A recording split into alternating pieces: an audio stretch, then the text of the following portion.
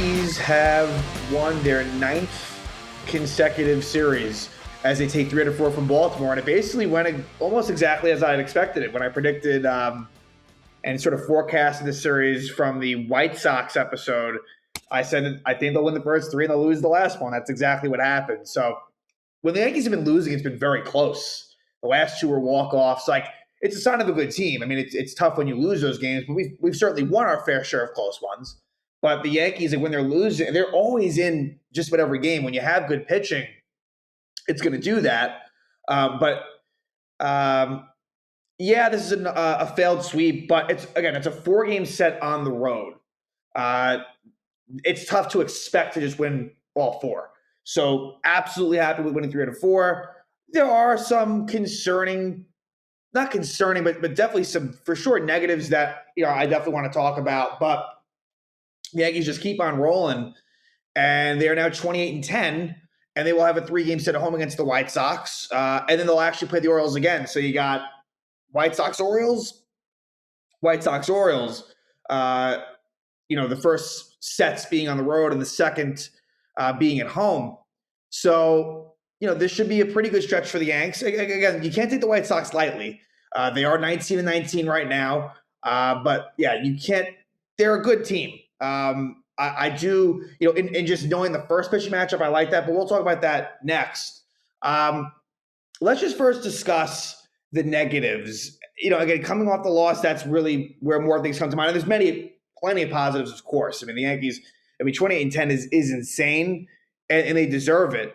Obviously, really what sticks out, Stanton and Judge have just been remarkable.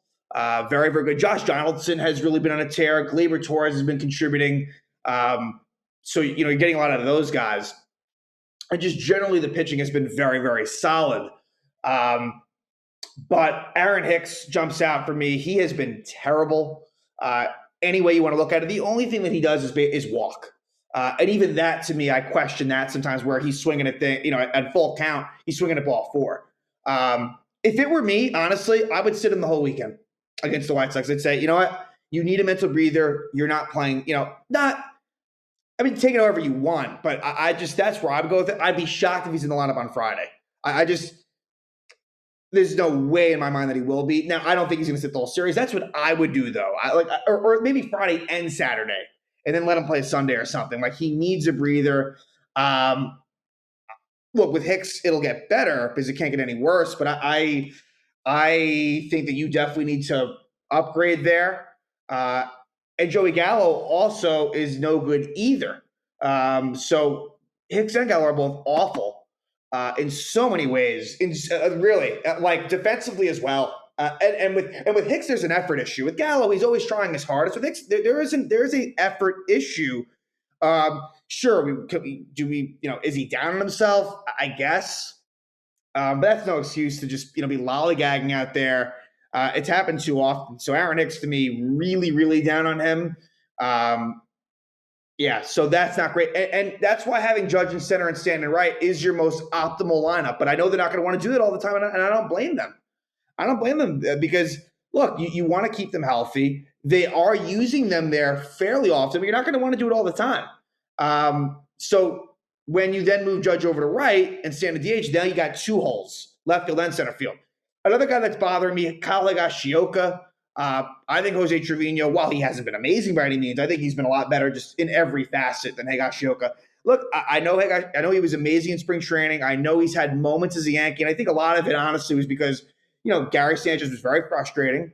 And so Higgy, by comparison, was just seen as a better defensive player. I guess he's good at framing. I just, there's been catcher's interferences. There's been, Trevino just seems a lot more solid. If it were up to me, and this is easier said than done, I would pair Trevino with just a better catcher and say goodbye to Higgy. Again, this is a very low-scale issue. Look, if you want, to me, the Hicks-Gallo thing is a bigger problem. Look, if you want to roll with Trevino-Higgy for the rest of the year, I think you can make do with that. I really do. I'm totally fine with having a weak offensive catcher. Not a problem. As long as they're giving you good defense. And then also Chapman in the bullpen. I feel like Clay Holmes to me is the better option. I am perfectly fine with using guys in different situations. Like, don't plug them in and say, all right, this is their definite role. And Chapman's the one guy where that's a thing, where Chapman will only pitch the ninth inning. Like, I'm not saying Holmes has to be the closer. I'm not saying that, but at least be open to that. I hope that they will be, because Chapman will hurt you in that ninth inning. He'll come through at times, but it's just too risky. And so those are the main issues, right? And so they're easy to point out because the team has done so well. And so let's transition into this Orioles series, where game one saw Luis Severino versus Kyle Bradish. And Bradish, who had actually been pretty good in his previous out against the Cardinals, the Yankees really did get to him. And Severino was brilliant. This is a very good start for Luis Severino, who bails out Joey Gallo immediately. Gallo, who strikes out in the first inning with the bases loaded, looking, then makes a 3-base error to start the first. But Severino does not let that run score. So Severino picks up Gallo on that one. As far as rest roulette goes, game one saw Aaron Judge on the bench. So, like I said, it would be, Gallo, major miscue, and for Gallo, it was a rough night, over 5 with 4 strikeouts. Like, that's just unacceptable. So Joey Gallo, he's become the new Gary Sanchez. They're different, but it feels that way now. Third inning, Yankees get on the board, and Giancarlo Stanton gets it done. It's an RBI double as he knocks in Anthony Rizzo after Donaldson and singled, then Rizzo grounded out. So the Yankees take a 1-0 lead right there. And then the fourth, it's a 3-run homer for Jose Trevino, the first home run by a catcher.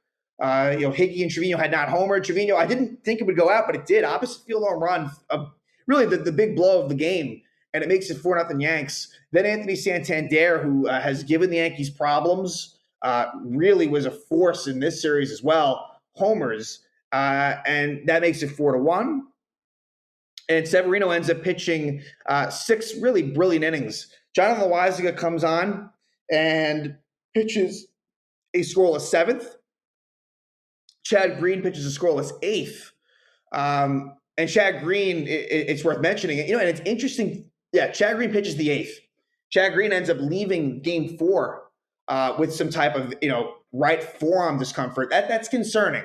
And I know Chad Green, there's, it hasn't been the smoothest with Chad Green, but you don't want to see that. You really don't. I mean, the more depth you can have in the bullpen, the better, especially with certain guys struggling as well. And so Chad Green, let's see what this is. I would expect it, and I'm expecting an IL stint at bare minimum.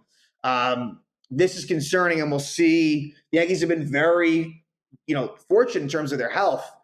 But with Chad Green, this could be something worth, looking at and seeing. And I hope he's all right.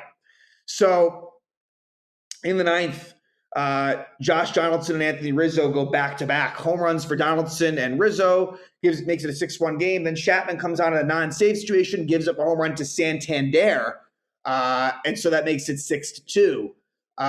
It's a 6-2 final. So Santander with a couple home runs. That's the Oriole offense, and the big blow being that 3-run homer by Trevino.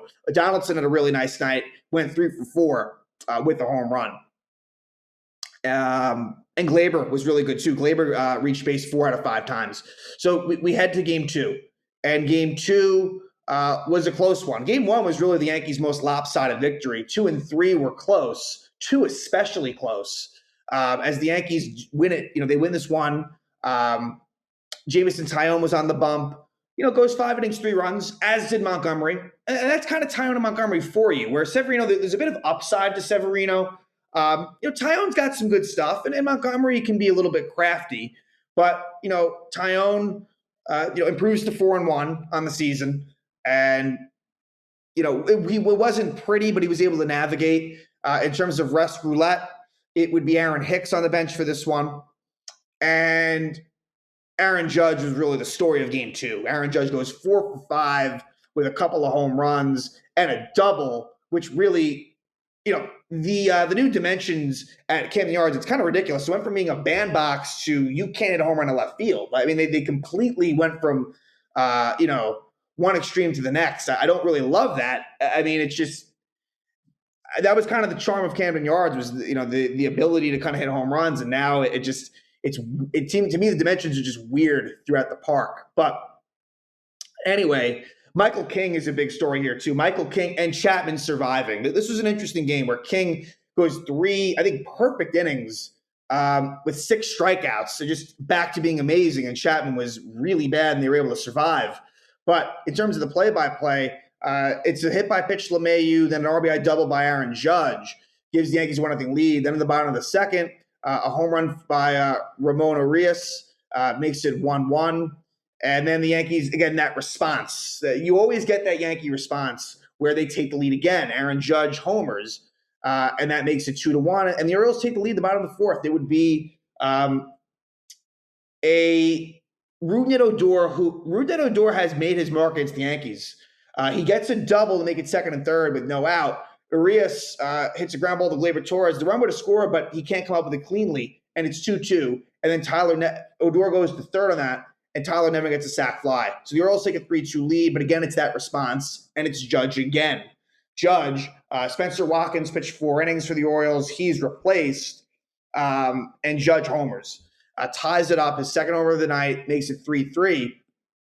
And then we head to the 6th where the Yankees take the lead. Gleyber Torres single with 1 out, kind of left hit by a pitch. Higashioka walked. Then LeMahieu gets lucky on this one. Honestly, it's an RBI ground out, soft grounder that they couldn't get them both. And so the Yankees take a 4-3 lead. Ty Young gives up a leadoff double to Trey Mancini, and he's out of the game. Michael King comes on and strikes at the side. Impressive work in a tough spot, striking out the side. And then in the 7th, the Yankees would score again as Josh Donaldson hits a 2-out double. And then there's an error by Ramon Arias, which leads to Donaldson scoring. And so the Yankees take a 5-3 lead. So shoddy Oriole defense there.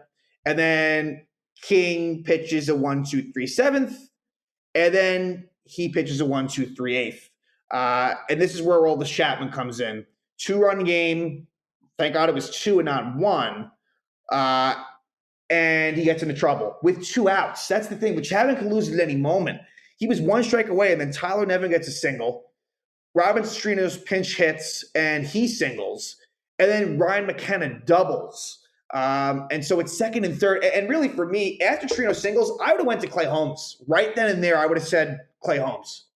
But they leave him in, and he gives the double to McKenna. And then you had the lefty Mullins. And, Chapman stays on, and he gets Mullins to pop out. So Chapman survives, but I got to say, it's scary with him. And I'd like to think that by the postseason, this will resolve itself somehow, and they will be open to either give Chapman having a very quick hook or just not having him in every 9th inning situation. It's just, you can't have it. So the Yankees survived that again. Judge and King, really the stars of that game too. Game 3, the Yankees clinched the series, winning Game 3, and it would be Garrett Cole on the mound, who pitched very well. Garrett Cole, 7 innings, 2 runs, gave up a couple runs in the 6th, but really did a nice job. And then Clay Holmes with a 2-inning save. It is very apparent. I mean, Clay Holmes, he has a .44 ERA, and that doesn't even do it justice. He has been one of the best pitchers in baseball, best relievers in baseball since he was acquired by the Yankees or the Pirates. And resting in this one would be Giancarlo Stanton as well as DJ LeMahieu. Those would be the sets in this one, as Marlon Gonzalez would find himself in the lineup. And the Yankees, all their offense was in the first. And honestly, the Orioles defense messed up. It was a 2-out rally, Rizzo single, Donaldson single, then an RBI double by Gleyber Torres, and then a wild pitch that scores 2 runs. Good base running by Gleyber to score from second. Yankees take a 3-0 lead. That was all they would need.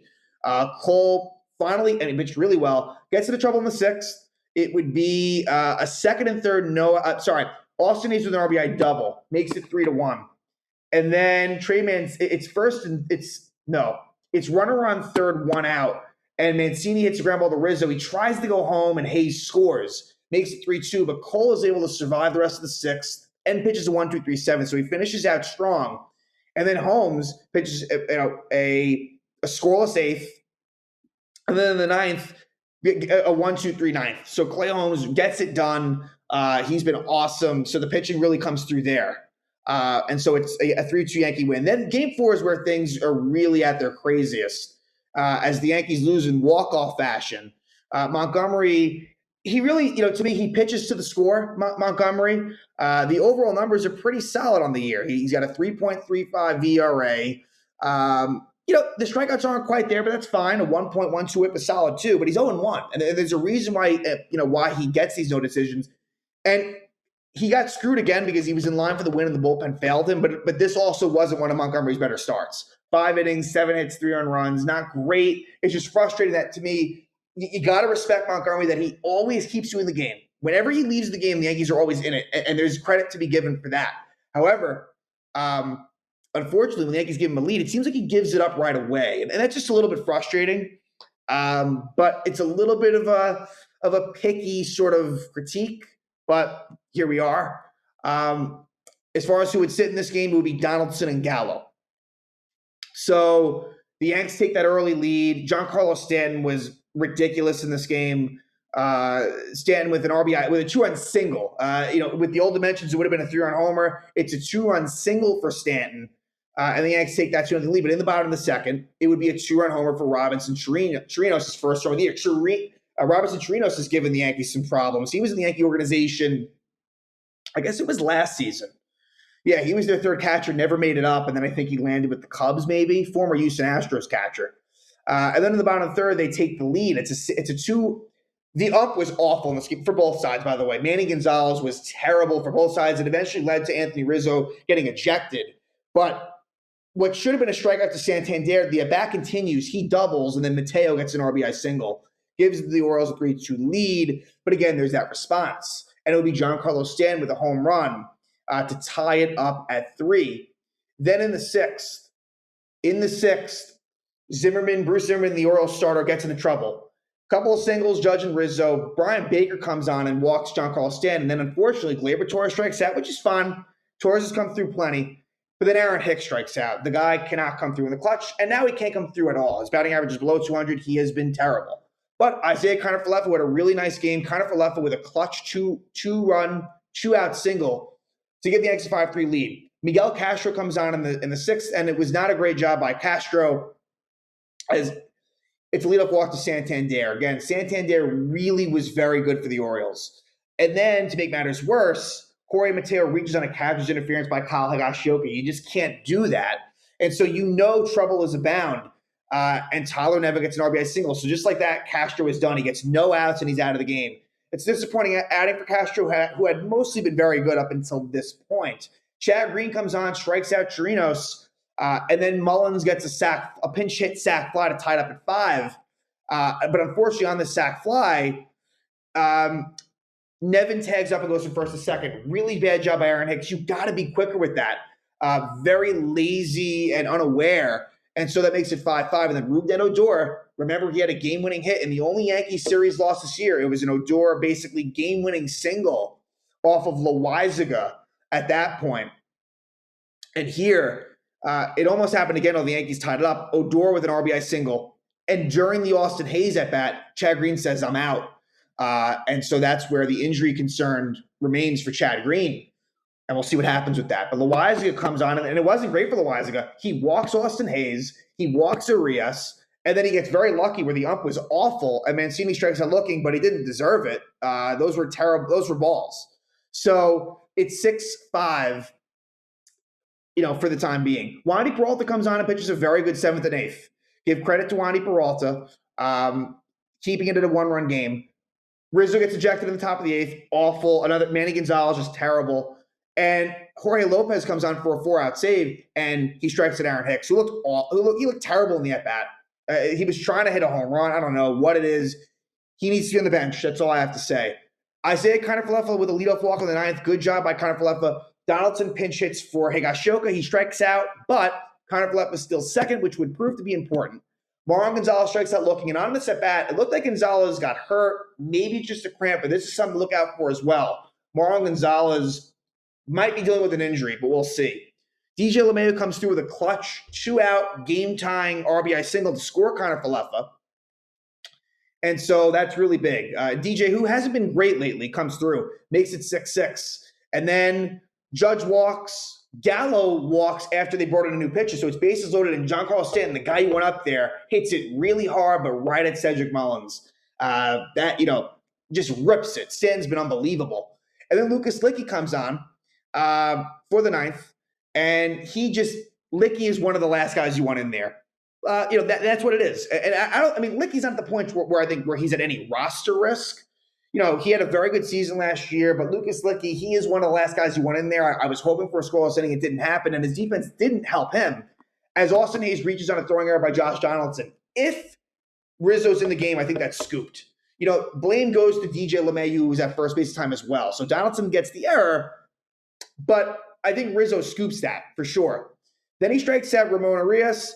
And then really the key at bat for me was Trey Mancini, a long at bat, a 10-pitch at bat, which he gets a single. And then first pitch to Anthony Santander, fitting because he had a good series. It's a walk-off 3-run homer. And the Yankees fail to get the 4-game sweep, but they win the series 3 out of 4. Now they head back home to take on the White Sox. It's Dallas Keuchel versus Nestor Cortez. You got to like that matchup. Even though the Yankees didn't get to Keuchel in Chicago, you have to like that matchup.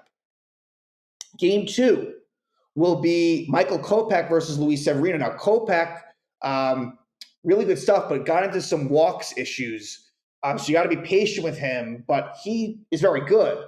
And then game 3 is actually Sunday Night Baseball, kind of a rare White Sox-Yankees Sunday Night Baseball game.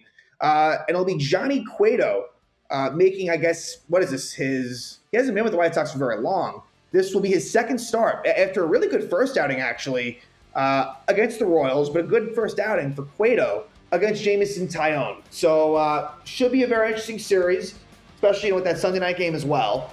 And for the Yankees, you're just looking to win 2 out of 3. That's really all it is, and trying to get that 10th consecutive series victory. So again, Yankees, another series victory, 20-10, best record in baseball, and things are good for the New York Yankees.